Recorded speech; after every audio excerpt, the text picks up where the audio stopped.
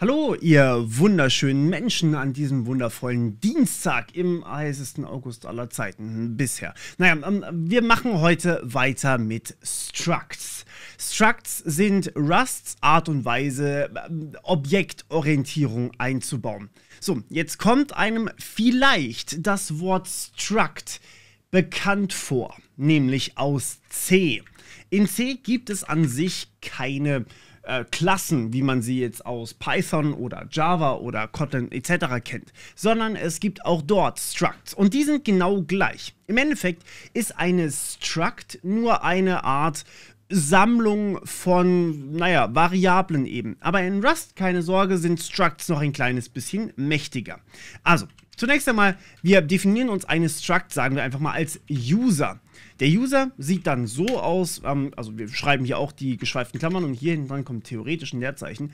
Und der User kann dann zum Beispiel einen Usernamen haben, der vom Typ String ist. Klar, das ist relativ logisch. Dann haben wir vielleicht noch machen wir normalen Namen. Einen ganz normalen Namen, der ist auch ein String. Ich möchte keine E-Mails speichern und ein String haben wir nicht.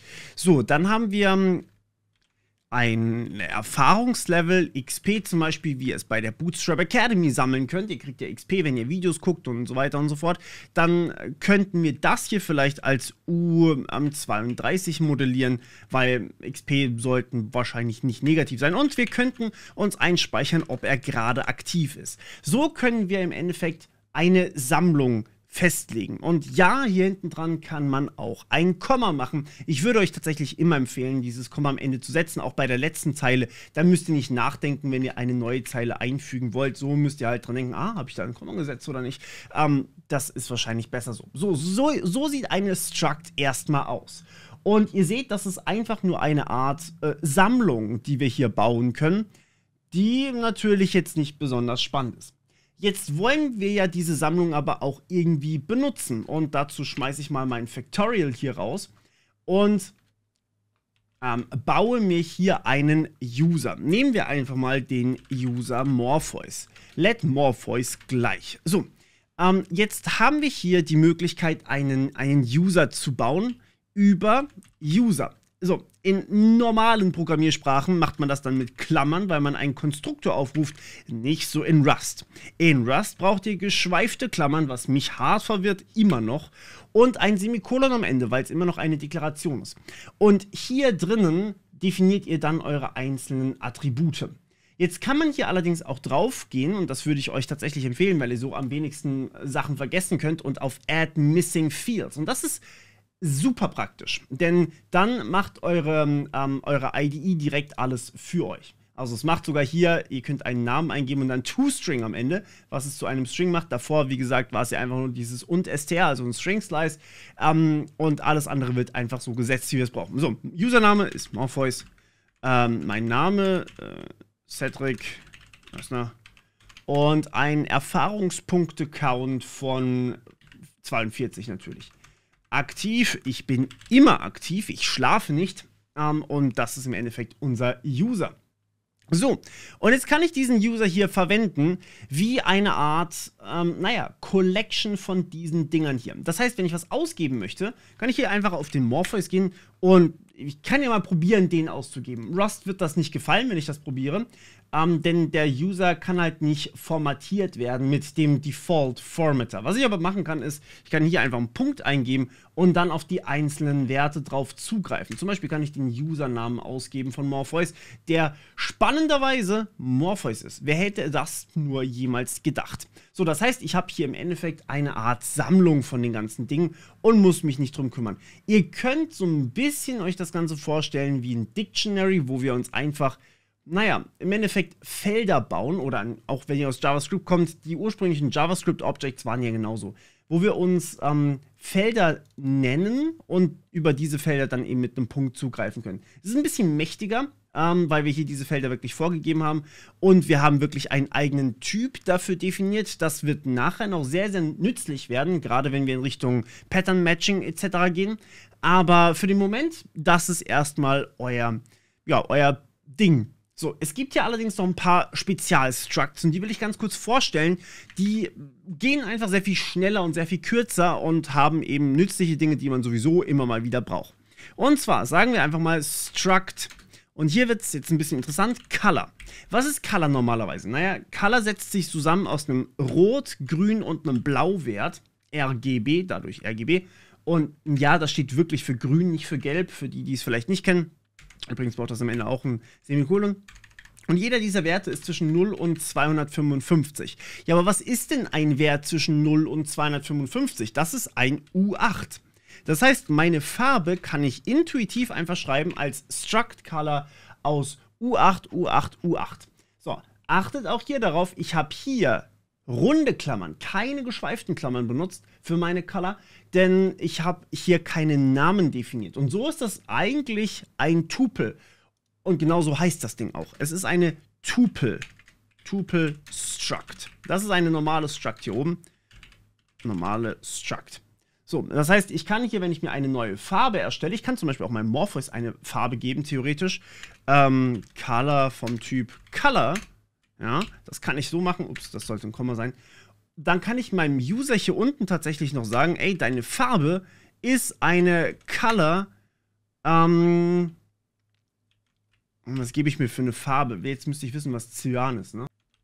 Naja, nehmen wir mal so ein Cyberpunk-Cyan, das wir hier bauen können. Und zwar mit vielleicht kein Rot und dann so ein bisschen Grün und dann noch ein bisschen Blau rein. Also Blau und Grün sind maximal gesetzt, aber das ist okay. So, genau. Das heißt, wir haben jetzt hier eine Farbe definiert und ich kann auf diese Farbe jederzeit zugreifen. Diese Farbe ist jetzt Teil von meinem Morpheus. Und interessant wird es aber auch hier. Achtet darauf, ich habe hier oben schon Color verwendet. Erst hier unten wurde es definiert. Rust erlaubt euch das. Ups. Das geht natürlich in anderen Sprachen nicht, aber in Rust wird nicht von oben nach unten durchdefiniert, sondern ihr habt bei der Compile-Zeit einfach schon alles zur Verfügung. So, das ist eine Tuple-Struct. Es gibt auch sogenannte Unit-Structs. Die sind ein bisschen arg sinnfrei. Fällt mir da ein gutes Beispiel ein. Nehmen wir einfach mal hasColor. So. Das ist eine Struct, die nennt sich Unit-Struct. Und was möchtest du? Should have a camel case. Oh ja, das ist richtig. Ich sollte camel case benutzen für sowas. Okay, also Struct schreibt man vorne eigentlich immer groß, während man Variablen eigentlich immer klein schreibt, genauso wie man Funktionen klein schreibt. hasColor bedeutet in dem Fall sowas wie, wurde dem eine Farbe zugewiesen. Und das kann jetzt natürlich hier, also das benutzt man eher für Traits, zu denen komme ich wann anders, okay? Vielleicht machen wir die noch am Ende ganz kurz, aber jetzt fokussieren wir uns erstmal auf diese ganzen Structs. Die Tuple-Struct und die Unit-Struct sind wirklich hart gecodet, also die sind ganz speziell. Die hat einfach gar keine Eigenschaften. Die hier hat benannte Eigenschaften, die hier hat einfach nur einige Werte im Endeffekt. Also einfach nur ein benanntes Tuple, wenn man so möchte. So, jetzt, was kann ich damit machen? Nun, zunächst einmal kann ich sie erstellen, das haben wir hier schon gemacht. Übrigens, es gibt eine Kurzform zum Erstellen, ihr könnt ja auch einfach dieses Morpheus weglassen. Zumindest in der Theorie könnt ihr das machen, aber dann müssen wir das separat definieren. Eine Sekunde, ich bereite das kurz vor. So, so funktioniert das Ganze. Ihr habt hier oben eine Variable namens Username und die ist zum Beispiel Morpheus.toString und ihr packt die hier rein. Die Variable muss gleich heißen wie dieses Feld hier oben. Das heißt, ich kann meine Variable nicht UserNum nennen, dann habe ich hier so, dann habe ich direkt ein Problem. Auch wenn es eigentlich logisch wäre, das erste wäre der Username und wir haben das hier UserNum genannt. Es funktioniert nicht. Es muss gleich heißen, wie das in dem Trait drin, wie das in der Struct drin. Und ja, das macht es meines Erachtens nach irgendwie hart unintuitiv. Es ist relativ nischig, dass man sowas drin hat. Ich bin mehr ein Freund davon, das einfach direkt hier drin zu definieren dann mit dem Username Doppelpunkt. Auch wenn man hier Username Doppelpunkt Username schreibt, dann weiß man gleich, was gemeint ist und man hat es gleich beisammen. Also es geht, aber ich benutze es eigentlich persönlich nie. So, ich kann hier drin übrigens, wie immer in Rust, eigentlich wieder mal nichts ändern. Ja, ich kann nicht einfach meinen Usernamen ändern. Ja, Morpheus. Sagen wir einfach mal XP. Ja, wenn ich XP bekommen möchte, kann ich nicht einfach sagen plus gleich 1. Das geht nicht. weil wie immer sind diese Dinger, oder ich muss mein Morpheus mutable machen. Jede Variable muss mutable sein. In dem Fall funktioniert das Ganze, das würde klappen. Das kann ich aber auch zum Beispiel nur für die Variable jeweils tun. Das heißt, ich kann nicht hier oben einfach Mut hinschreiben. Das geht nicht. Leider, muss man sagen. Auch wenn es praktisch wäre. Und deswegen brauche ich hier das Mut auf dem Morpheus, so damit seine XP mutable sind. Ich kann allerdings auch hergehen und meinen Morpheus klonen. Das würde dann so funktionieren. Let Morpheus gleich, so, jetzt will ich nicht alles nochmal abtippen, sondern ich will ja einfach das benutzen, was er hatte. Let Morpheus gleich User aus, was nehmen wir? Wir sagen XP sind Morpheus.xp plus 1, einmal. Und der Rest ist Morpheus. So, der Rest wird quasi von Morpheus aufgefüllt. Und jetzt schauen wir uns mal von Morpheus die XP an. So, einmal hier. Tada, wir haben 43 XP und wir haben einen Usernamen, der einfach übernommen wird.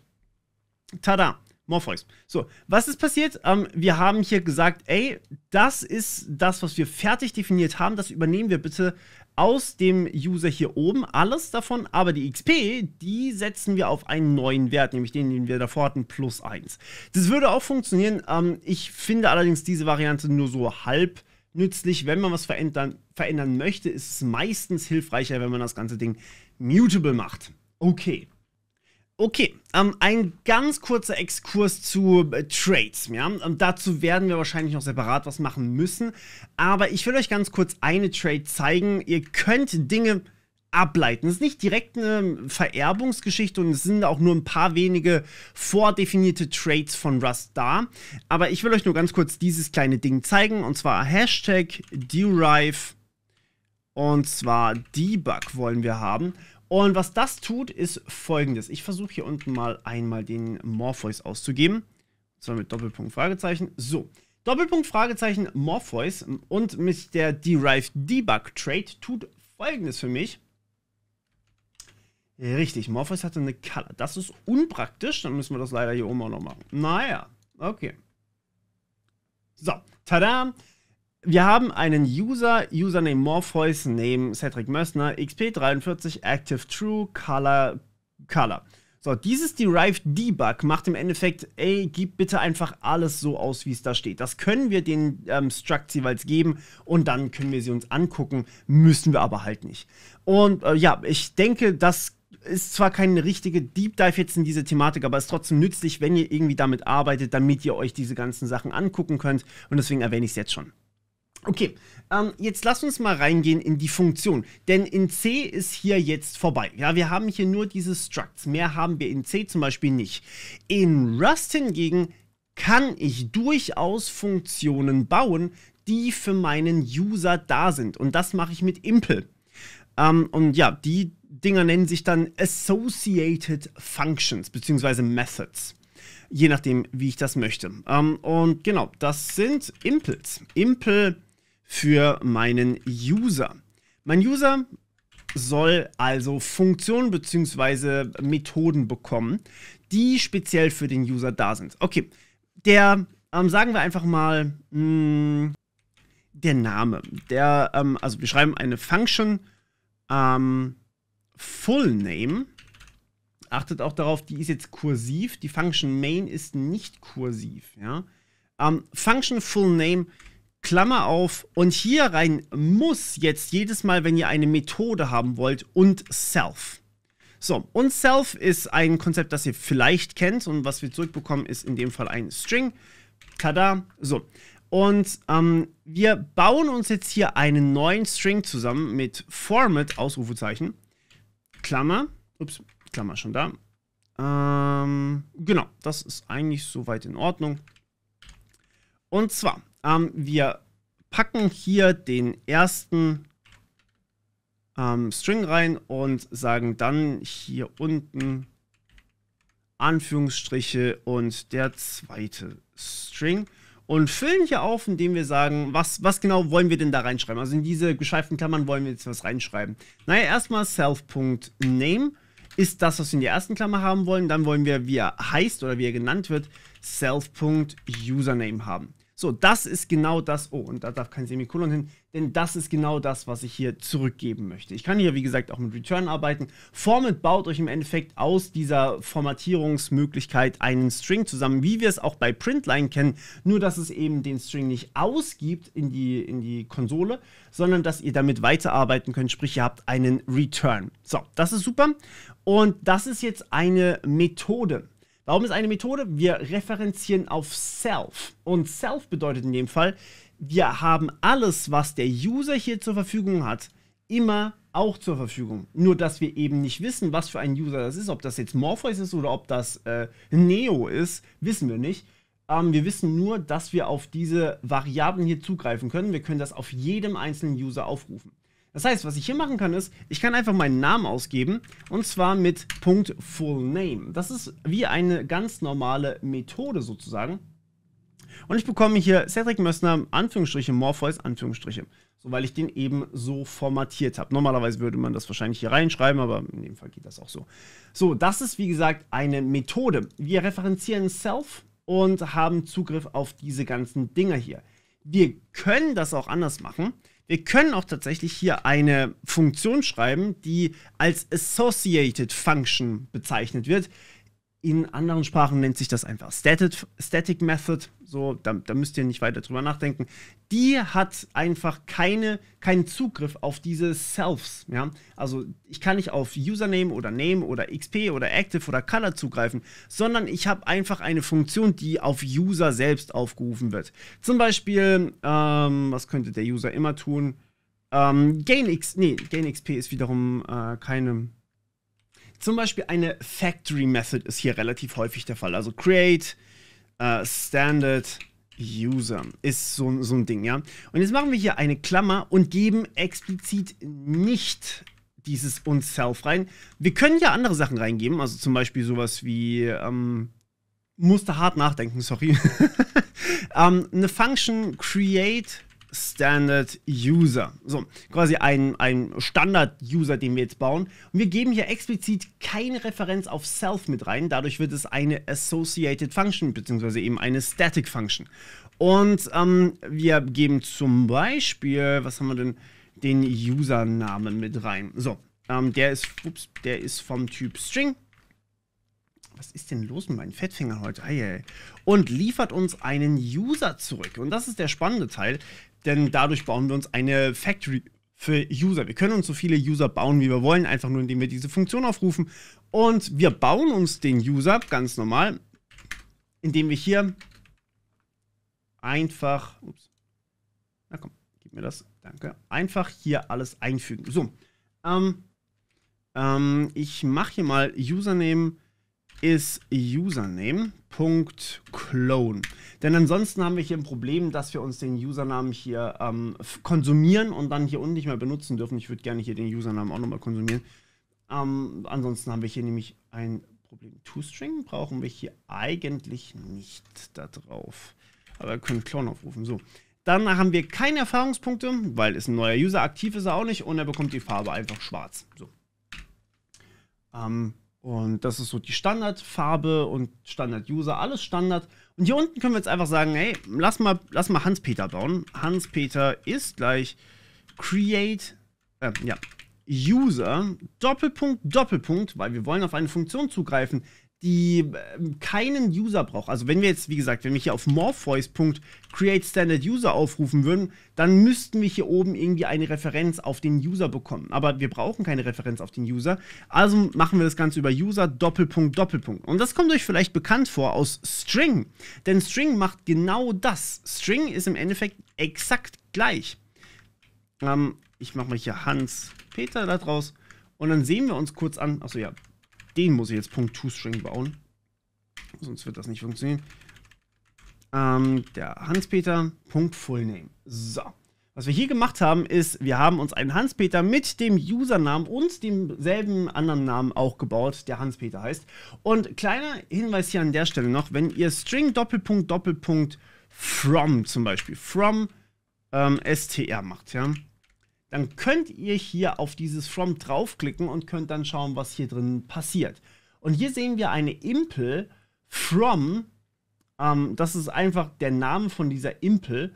Und das wiederum, gut, das hier hinten dran haben wir noch nicht. Das hier hinten dran müssen wir uns noch angucken. Schauen wir uns auch noch an. Und hier unten drin sehen wir dann eine Function from, das ist die wir aufgerufen haben, die einen und str nimmt und einen String zurückgibt und sagt einfach s.toOwned. Und genau das ist das, was wir hier im Endeffekt auch gemacht haben. Wir haben hier eine Function createStandardUser genommen, mit innerhalb einer Impel, nämlich dieser Impel für User, und da dann was drauf gemacht. So, cool. Das ist im Endeffekt die Art und Weise, wie wir mit Funktionen bzw. Methoden für solche Structs umgehen können. Es gibt hier allerdings noch sehr viele Feinheiten. Es kann sein, dass ihr Lifetime Annotations braucht, sowas wie das da, ja. Das machen wir jetzt hier definitiv nicht. Das ist viel zu komplex hierfür. Achtet auch darauf, dass ihr weiterhin Ownership beachtet. Das bleibt einfach ganz normal gleich. Und ja, ihr könnt zwar nicht wirklich ableiten bzw. vererben, aber es gibt Traits und die schauen wir uns auch noch an, denn wir haben noch nicht mal annähernd alles bedeckt oder abgedeckt, was man hier wissen muss. Eine kurze Sache für die Leute, die schon ein bisschen erfahrener sind im Programmieren: Ihr könnt Sachen auch public machen. In Rust ist standardmäßig alles private. Ihr könnt einzelne Structs für Module kommen noch, könnt ihr public machen, die mir pub vorne dran schreibt. Ihr könnt aber auch einzelne Sachen wie zum Beispiel Username public machen und dann ist der Username public und jeder kann drauf zugreifen auf diesen Usernamen. Ansonsten habt ihr außerhalb des Moduls, also außerhalb von in dem Fall unserer Main, nicht den Zugriff darauf, beziehungsweise ihr könnt dann einfach nicht auf den Usernamen drauf zugreifen. Ihr braucht eine Funktion zum Beispiel. Und ja, auch eine Funktion kann public sein. Also nur, dass ihr darüber Bescheid wisst. Okay, cool.